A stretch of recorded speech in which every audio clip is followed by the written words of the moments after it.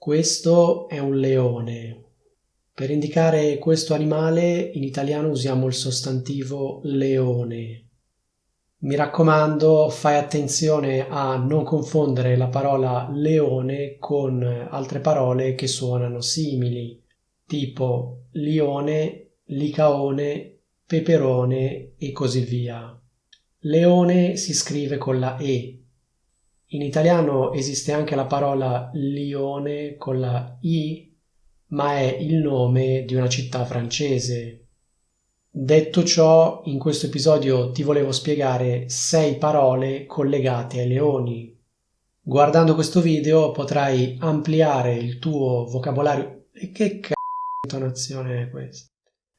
Guardando questo video potrai ampliare il tuo vocabolario italiano imparando alcuni sostantivi e verbi collegati ai leoni.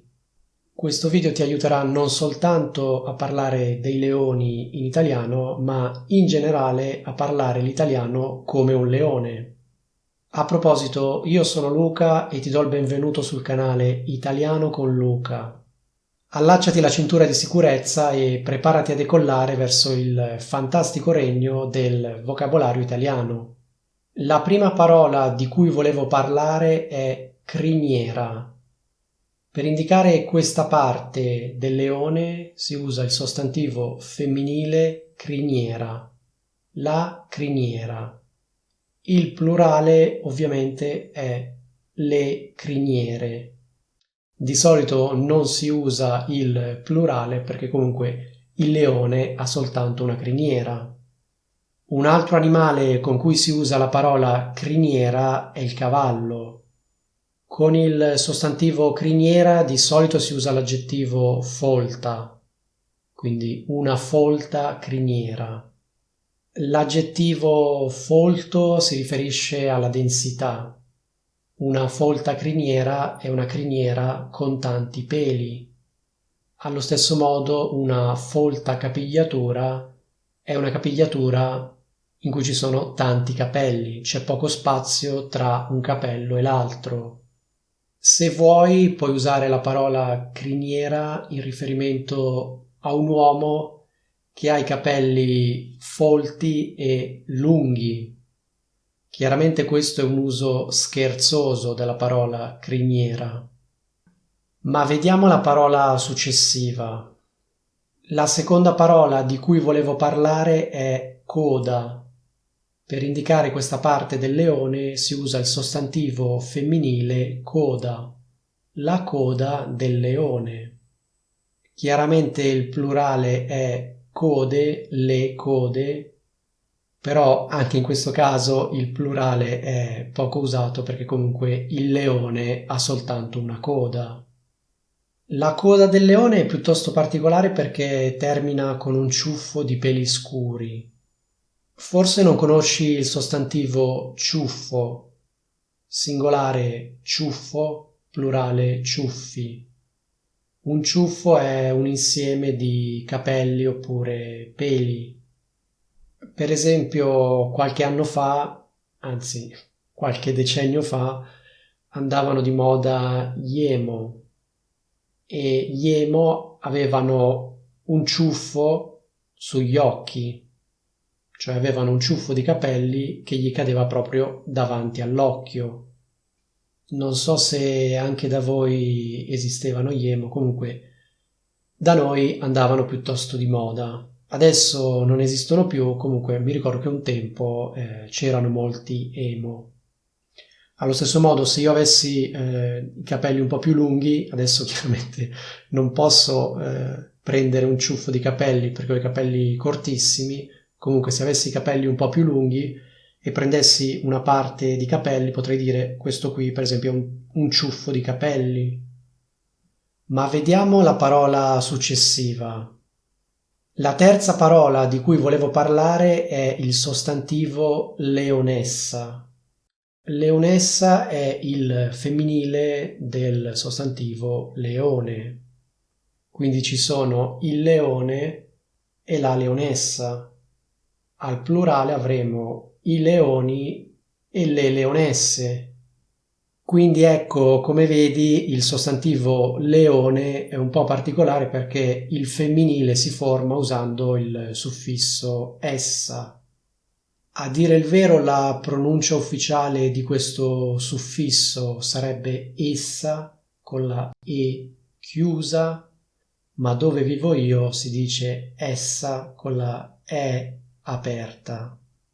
Puoi dire come vuoi, puoi dire la leonessa oppure la leonessa. In alcune regioni d'Italia si dice in un modo, in altre regioni si dice nell'altro modo.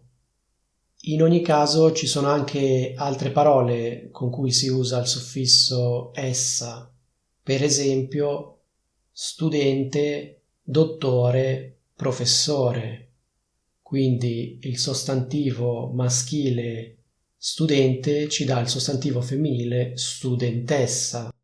Allo stesso modo il sostantivo dottore ci dà dottoressa e il sostantivo professore ci dà professoressa.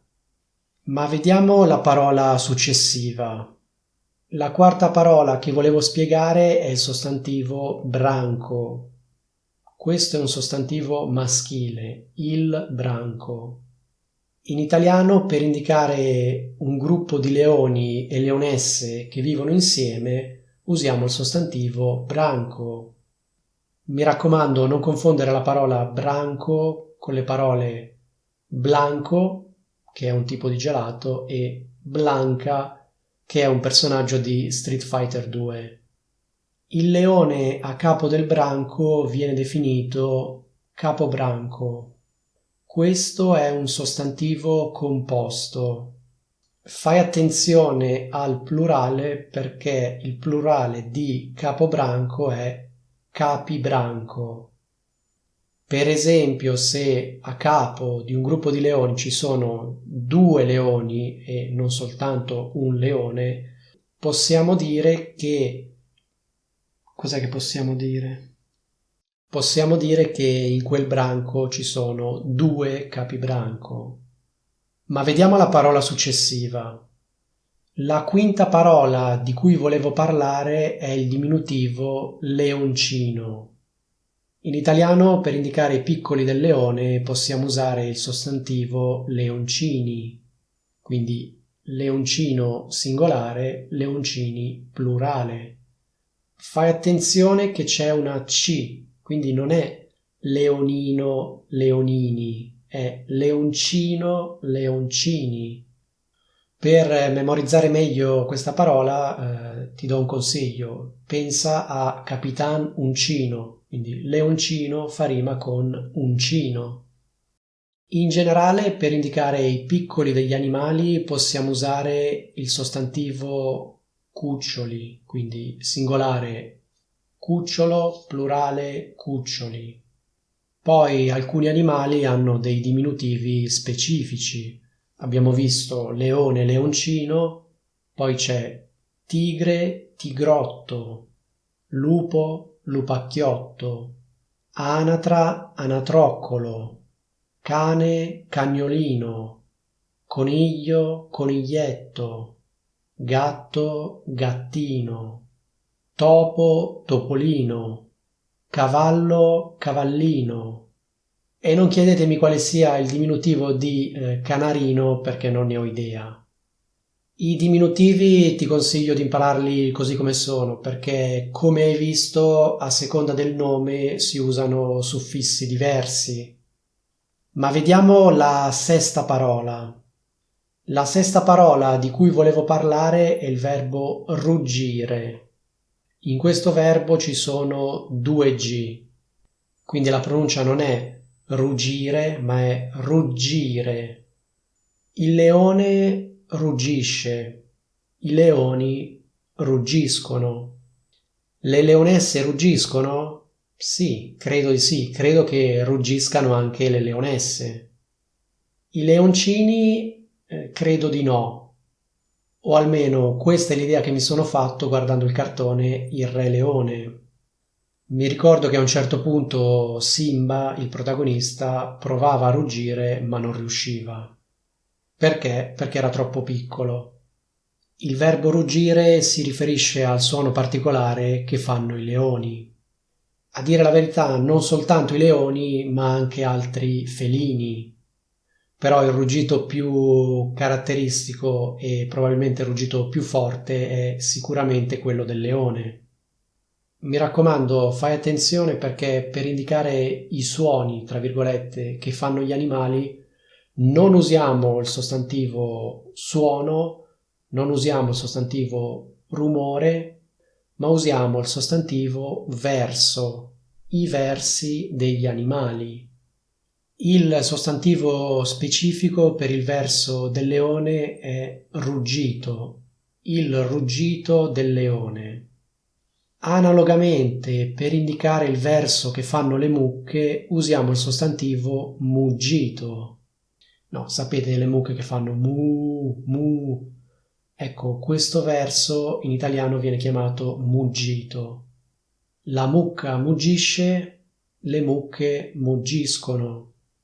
Altri verbi comuni sono abbaiare, ringhiare, ululare, miagolare, nitrire, squittire, cinguettare e starnazzare. Il verbo abbaiare si usa per il verso che fanno i cani. Bau, bau, bau. Ecco, noi diciamo in italiano che i cani abbaiano. Ringhiare è un verso che fanno i cani, ma anche molti altri animali. Ringhiare è un verso tipo grr, grr. Questo è ringhiare. Poi c'è il verbo ululare, che di solito viene usato in riferimento ai lupi e ai cani. Il verbo ululare si riferisce a questo verso. Au, au, che fanno per l'appunto i cani e i lupi. Il verbo nitrire invece viene usato per il verso dei cavalli, il verbo squittire per il verso che fanno i topi. Adesso non chiedetemi di squittire perché non sono in grado di farlo. Il verbo cinguettare si usa in riferimento agli uccelli.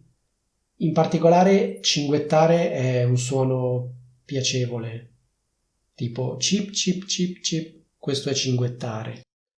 Invece il verso che viene fatto da uccelli come i corvi, le cornacchie, quel cra cra cra cra, ecco, per quel verso usiamo il verbo gracchiare. E il verbo starnazzare viene usato in riferimento alle oche. Ecco, queste sono le prime 6 parole, 6 si fa per dire, collegate ai leoni. Ci sarebbero molte altre parole di cui parlare, però preferisco concludere qua perché sennò il video diventa troppo lungo. Qui ti lascio un altro video. Se vuoi parlare l'italiano come un leone, mi raccomando, dagli un'occhiata. E che la forza del lessico italiano sia con te.